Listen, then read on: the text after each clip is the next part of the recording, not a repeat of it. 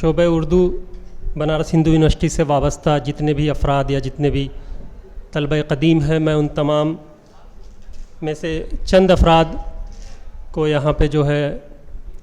बुलाना चाहूँगा कि वो आएँ और अपने ख़यालात का इजहार करें, या शोबे से जो उनकी वाबस्तगी का या फिर जो जज्बाती जो इजहार है वो उसका आके इजहार ख़याल करें। सबसे पहले जो है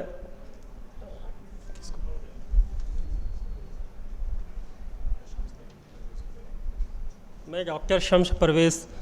से गुजारिश करता हूँ कि आप आएँ और अपने जज्बात का इजहार ख़याल करें। और आप तमाम अलमुनाई से मेरी दरख्वास्त है, या जितने भी मुअज़्ज़िज़ मुक़र्रिर हैं उनसे दरख्वास्त है कि वक्त का ख़ास ख्याल रखें।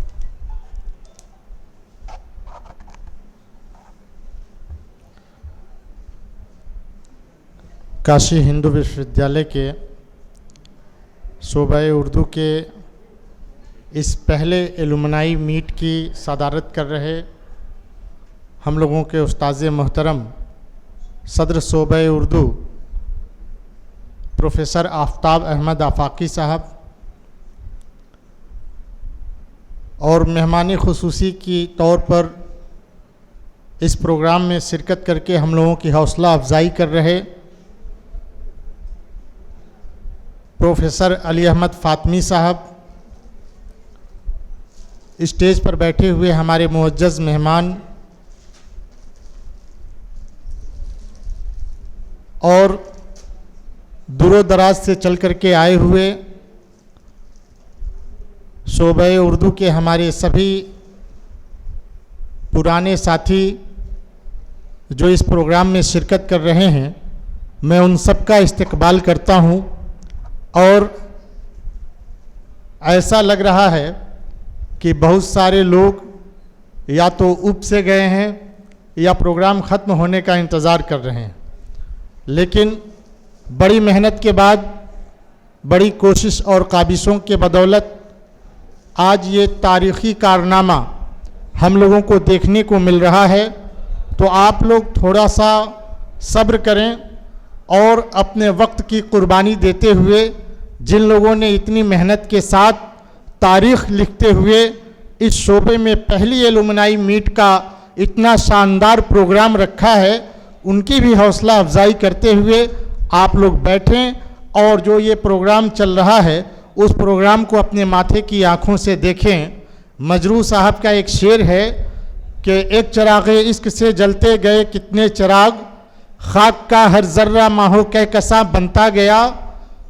और जिस तरफ भी चल पड़े हम आबला पायाने शौक़, खार से गुल और गुल से गुलसिता बनता गया। मैं अकेला ही चला था जानिबे मंजिल, मगर लोग साथ आते गए और कारवां बनता गया। दहर में मजरूह कोई जावेदा मजमून कहा, मैं जिसे छूता गया वो जावेदा बनता गया। तो आज